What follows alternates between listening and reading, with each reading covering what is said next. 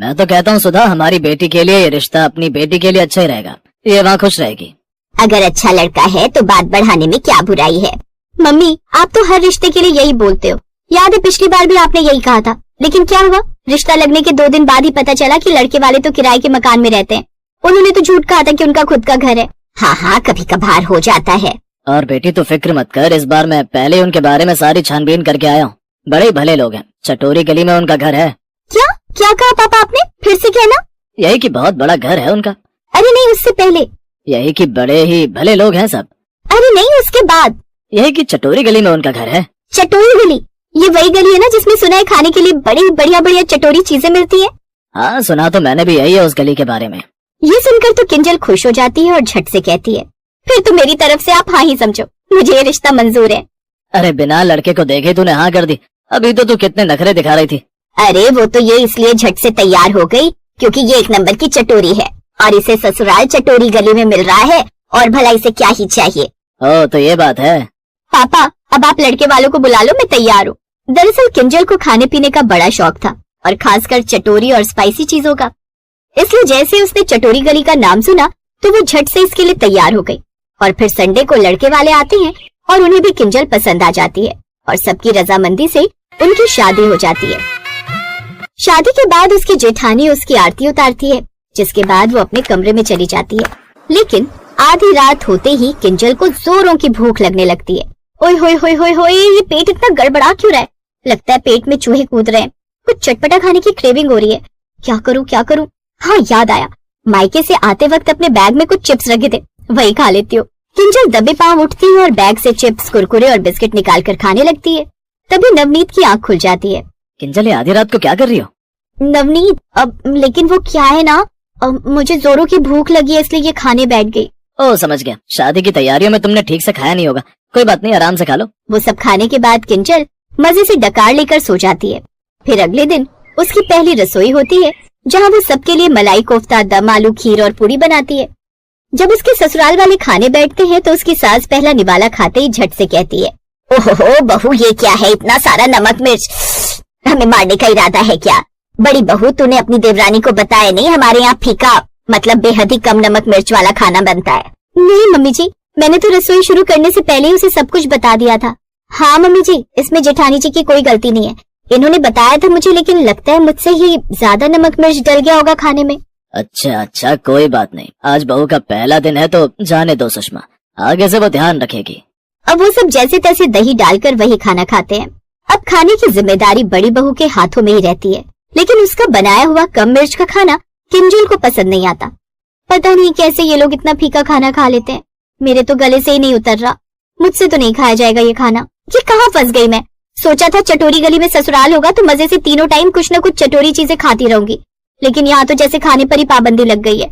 क्या करूँ, पेट में चूहे भी कूद रहे हैं। एक काम करती हूँ, नवनीत जी को फोन करती हूँ, वो ऑफिस से आते वक्त मेरे लिए कुछ न कुछ लेकर आएंगे। अब वो ऐसा ही करती है, अपने पति को फोन करती है।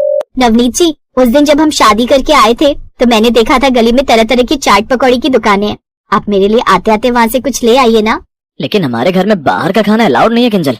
लेकिन मेरा खाने का काफी मन है। अच्छा ठीक है, तो मैं ले आता हूँ। किंजल खुश होकर फोन काट देती है, लेकिन उसकी जेठानी उनकी बातें सुन लेती है। ये तुम क्या कर रही हो किंजल? तुम शायद जानती नहीं, लेकिन तुम एक ऐसे ससुराल में हो जहाँ बाहर का खाना मना है, और तुम्हें पता है ये चटोरी चीजें हमारे शरीर के लिए कितनी नुकसानदायक होती हैं। हाँ जानती हूँ, लेकिन सच कहूँ तो मुझसे ना दीदी, ये मरीजों वाला खाना खाया नहीं जाता। खाया तो मुझसे भी नहीं जाता था, लेकिन फिर धीरे धीरे आदत बन गई। कुछ दिनों तक तुम्हें भी इसकी आदत हो जाएगी, और वैसे भी हमारी जीभ को 21 दिन लगते हैं नया टेस्ट लेने के लिए, उसके बाद उसे भी आदत हो जाती है। ऐसा कहकर वो वहाँ से चली जाती है और किंजल खुद से कहती है, अब जीभ को जो 21 सालों से चटपटे खाने का स्वाद लगा हुआ है, भला वो 21 दिनों में कैसे बदल सकता है। ऐसे कुछ दिन बीत जाते हैं, लेकिन रोज रोज वो फीका खाना खाकर किंजल बोर हो चुकी थी। जेठानी जी, आज खाने में क्या बन रहा है? आज मैं घी की सब्जी और रोटी बना रही हूँ। मैं सब्जी बना रही हूँ, तब तक तुम आटा गूंद दो। हे भगवान, आज फिर फीके घी की सब्जी बन रही है। मुझे तो ऐसा लग रहा है जैसे मेरे माँ बाप ने मेरी शादी यहाँ करके चटपटा खाने की सजा दी है। सोचा था चटोरी गली में ससुराल होगा तो मजे से कुछ न कुछ खाती रहूंगी, लेकिन यहाँ तो वो भी नहीं कर सकते। किंजल किस सोच में डूब गई? चलो अब आटा लगा दो। किंजल जल्दी से आटा गूंथ कर अपने कमरे में जाती है और अपने पति को फोन करती है। नहीं किंजल, रोज रोज बाहर का खाना ठीक नहीं है, इससे तुम्हारी सेहत खराब हो सकती है, मैं कुछ नहीं लाऊंगा।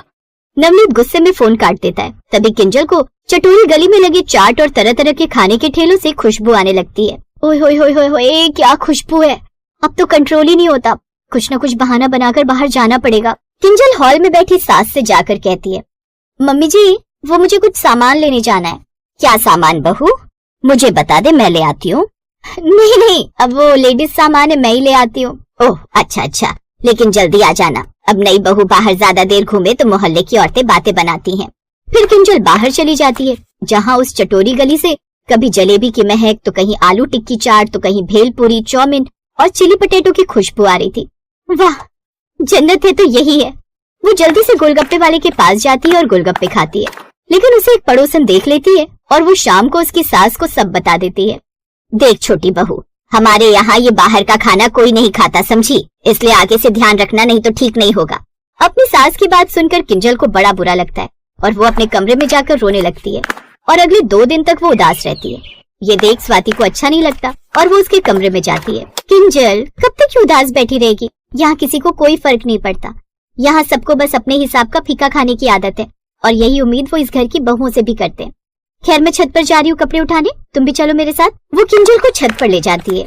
भाभी यहाँ तो कपड़े हैं ही नहीं, अच्छी तरह से जानती हूँ। तभी उसे एक सीटी बजने की आवाज आती है। फिर स्वाति छत से रस्सी से बंधी टोकरी को ऊपर की ओर खींचती है, जो उसके ससुराल के मकान के पीछे की तरफ बंधी हुई थी। जैसे वो उसे ऊपर खींचती है, उसमें से बड़ी ही अच्छी चटपटी महक आती है। आ जाओ देवरानी जी, अपने ससुराल की चटोरी गली का फायदा तो उठाएं। दीदी ये सब क्या है? मैडम चोरी करो तो ऐसे करो कि पकड़े ना जाओ, तुम्हारी तरह मैं भी बहुत बड़ी चटोरी हूँ और इसीलिए मैंने चटोरी गली का नाम सुनते ही इस रिश्ते के लिए हाँ कर दी थी, लेकिन यहाँ आकर फीका खाना खाकर तो मैं बोर हो गई और बाहर जाकर अपनी गली में ये सब खाओ, कोई ना कोई पड़ोसी देख ही लेता है, इसलिए मैंने ये तरकीब निकाली। चटोरी गली में एक चाट वाले भैया है, मैं उन्हें इस टोकरी में लिस्ट और पैसे रख कर दे देती हूँ और वो सबसे छुपते छुपाते इसमें मेरी पसंद की चटपटी चीजें रख देते हैं और मैं रोज शाम को छत पर टहलने आने के बहाने से बड़े मजे से ये सब खाती हूँ। ये सुनकर किंजल हैरान रह गई। बाय गॉड जेठानी जी, मान गए आपको, आप तो बहुत बड़ी खिलाड़ी निकली और मेरी तरह चटोरी भी। अब दोनों देवरानी जेठानी मजे से उस चटोरी गली के चटोरे पकवानों का मजा लेने लगी। काव्या की शादी बड़ी धूमधाम से संपन्न हुई और वो अपने ससुराल आई। ससुराल में उसे बहुत प्यार मिला, लेकिन शादी से पहले से ही वो एक बात से हमेशा टेंशन में रहती थी। उसने सुना था कि जेठानियां बहुत तेज होती हैं और देवरानी की बिल्कुल मदद नहीं करती। सासू माँ ने काव्या को रोटियां बनाने को कहा तो काव्या परेशान हो गई। काव्या की जेठानी सविता, जो घर की बड़ी बहू थी, हर काम में निपुण थी, खासकर रोटियां बनाने में। मैं क्या करूं, अब तो सासू माँ ने मुझे भी रोटियां बनाने के लिए बोल दिया है, पर मैं यहाँ पर किसी से ये भी नहीं कह सकती कि मुझे मुलायम रोटियां बनानी नहीं आती। घर पर तो मैं जब भी रोटियां बनाती थी तो मेरी रोटी सूख जाती थी। यहाँ भी मैंने कोशिश की है, पर मुझे नहीं लगता कि मैं मुलायम रोटियां बना पाऊंगी। घर पर तो मम्मी संभाल लेती थी, मैं तो सिर्फ सब्जी बनाती थी। रोटी का काम मम्मी के जिम्मे था, पर यहाँ पर तो सासू माँ ने मुझे ही रोटियां बनाने के लिए बोल दिया है। अब रात की रोटियां मैं कैसे बनाऊं, मुझे कुछ समझ नहीं आ रहा, क्या करूंगी। सविता दीदी से पूछना भी ठीक नहीं लगेगा, कहीं वो मेरा मजाक ही ना उड़ा दे कि मुझे मुलायम रोटी बनानी नहीं आती। एक बार कोशिश करती हूँ, शायद बन जाए। काव्या ने किसी तरह रोटियां बनाई, लेकिन वो रोटियां सूख गईं। हे भगवान, अब मैं क्या करूं? मेरी रोटियां तो बिल्कुल सूखी हुई लकड़ी जैसी बनी है। ये रोटियां अगर माँ, बाबूजी, जेठ जी और आशीष ने खाई तो सब मुझ पर हंसने वाले। एक काम करती हूँ, फोन में कोई वीडियो देखती हूँ, शायद समझ में आ जाए। काव्या इंटरनेट पर वीडियो देखती है जिसमें बताया गया था कि आटे में थोड़ा सा मैदा मिलाने से रोटियां मुलायम बनती हैं। क्यों ना मैं भी ये तरीका आजमाऊं। काव्या को मुलायम रोटियां बनाने का तरीका मिल गया था और आटे में मैदा मिलाने लगी। ये तो बहुत थोड़ा रहेगा, मुझे तो ज्यादा रोटियां बनानी है। एक काम करती हूँ, आधा आटा और आधा मैदा ले लेती हूँ तो और मुलायम रोटियां बनेंगी। काव्या चोरी छुपे आटे में मैदा मिलाकर रोटियां बनाती है। रोटियां मुलायम बन जाती हैं और परिवार के सदस्य उसकी तारीफ करने लगते हैं। काव्या बहू, रोटियां तो बहुत मुलायम हैं। हाँ बहू, रोटियां वाकई में बहुत मुलायम बनी है। काव्या, तुम्हारी रोटियां मुलायम तो बनी है, पर साथ में इतनी सफेद बनी है मानो हम नान खा रहे हों। काव्या घबरा जाती है। वो ये तो बस। काव्या, आशीष को तो आदत है मजाक करने की, पर रोटियां बहुत बढ़िया बनी है, ऐसे ही रोटियां बनाया करो। मजाक कर रहा था, रोटियां बहुत टेस्टी बनी है काव्या। आशीष की बात सुनकर काव्या मुस्कुरा देती है। उस दिन बात खत्म हो गई, पर एक दिन सविता मछली बनाने के लिए ड्रम में मैदा ढूंढ रही थी। तभी उसने देखा मैदे का ड्रम खाली है।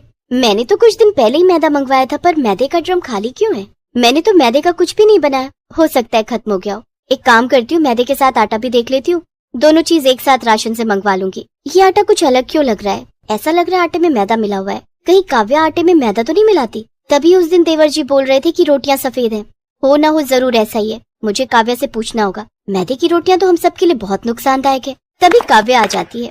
सविता उससे इस बारे में पूछती है। काव्या, सच बताओ, क्या तुमने आटे में कुछ मिलाया है? दीदी, मैंने उसमें थोड़ा सा मैदा मिलाया था ताकि रोटियां मुलायम बन सकें। पर क्यों काव्या, तुमने मैदे की रोटियां क्यों बनाई? ज्यादा मैदा खाने से स्वास्थ्य पर भी बुरा असर पड़ सकता है। मुझे माफ कर दीजिए दीदी, मुझे नहीं पता था कि इससे स्वास्थ्य पर असर पड़ेगा। वो दीदी, जब भी मैं रोटियां बनाती हूँ रोटियां सूख जाती हैं। मैंने इंटरनेट पर देखा था कि मैदे की रोटियां मुलायम बनती हैं। अरे ऐसा कुछ नहीं है, गेहूं के आटे की बनी रोटियां भी मुलायम होती हैं। बस सही तरीके से आटा गूंथना आना चाहिए। अगर तुम्हें गेहूं के आटे की मुलायम रोटी बनानी नहीं आती थी तो मेरे से पूछ लेती, मैं तुम्हें सिखा देती। दीदी, वो मैंने तो सुना था कि जेठानियां बहुत गुस्से वाली होती हैं। सॉरी दीदी, वो मैं थोड़ा घबरा गई थी। काव्या, ये सब किस्से कहानियों में होता है कि देवरानी जेठानी लड़ाई करते हैं। सच तो ये है कि मैं तुम्हें अपनी छोटी बहन की तरह मानती हूँ। मुझसे एक बार पूछती तो सही। चलो, मैं तुम्हें सही तरीके से रोटियां बनानी सिखाती हूँ। थैंक यू भाभी। अरे इसमें थैंक यू की क्या बात है, तुम मेरी अपनी छोटी बहन की तरह हो। देखो, आटे को अच्छे से गूंथो और पानी को धीरे धीरे मिलाओ। ऐसे रोटियां मुलायम और स्वादिष्ट बनेंगी। सविता काव्या को सही तरीके से आटा गूंथ कर रोटियां बनाना सिखाती है। कुछ दिनों बाद काव्या भी सविता की तरह मुलायम रोटियां बनाना सीख जाती है। परिवार में किसी को भी इस बारे में कुछ पता नहीं चलता कि उन्होंने मैदे की रोटियां खाई थी। इससे परिवार में खुशी और प्रेम भी बना रहा। साथ ही सविता और काव्या दोनों देवरानी जेठानी का रिश्ता और भी मजबूत हो गया और दोनों ने मिलकर परिवार को खुशहाल बनाए रखा।